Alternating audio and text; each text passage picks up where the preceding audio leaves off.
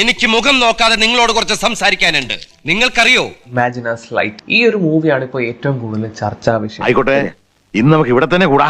എല്ലാം അറിഞ്ഞിട്ട് തന്നെ കാര്യം. തമ്പി, 2 കസേര എടുത്ത് പുറത്തേക്ക് ഇടുക.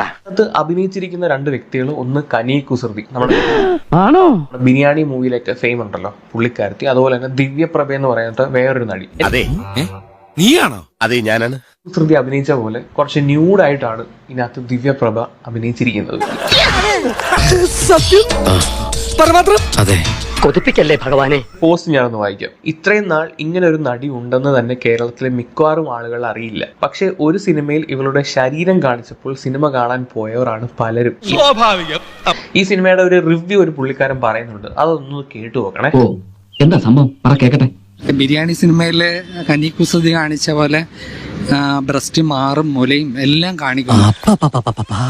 മൂവിയാണെന്ന് ദിവ്യപ്രഭയുടെ ഷോ ആണെന്ന് വേണമെങ്കിൽ പറയാം.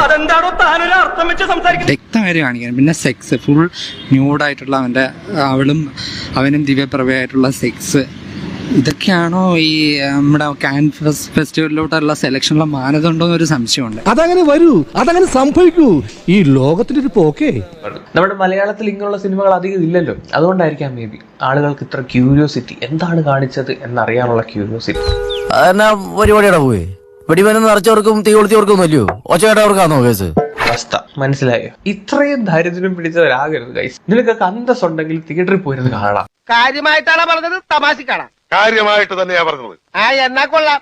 ഒരുമാതിരി തമാശ എനിക്ക് ഇഷ്ടമല്ലട്ടാ, പറഞ്ഞേക്കാം. അങ്ങനെങ്കിലും ആ സിനിമയെങ്കിലും ഒന്ന് വിജയിക്കട്ടെ. അല്ലാതെ ഫേക്ക് ഐഡിയും ക്രിയേറ്റ് ചെയ്ത് വന്നിട്ട് ലിങ്ക് തരുവോ പ്ലീസ്, ലിങ്ക് തരുവോ, ലിങ്ക് തറവാട്ടി പറഞ്ഞ പെമ്പിള്ളാർക്ക് വഴി നടക്കാൻ മേലെന്ന് വെച്ചാൽ കിട്ടാലും ഉമ്മാർ ഇങ്ങനെ ഒന്നും നിരക്കൂല. ലിങ്ക് കിട്ടിയില്ലെങ്കിൽ ഒന്ന് അയക്കണം. എവനെയൊക്കെ കാണുന്നത് ഇറണക്കേടാ. യവന്മാരുമായിട്ടൊന്നും സംസർഗം പാടില്ല. പറ്റപ്പിള്ളേ, ഞാനിവിടെ നിന്ന് ഡയലോഗ് പറഞ്ഞ കരഞ്ഞു പോകും. ഉസ്മാനെ രക്ഷപ്പെട്ടോ.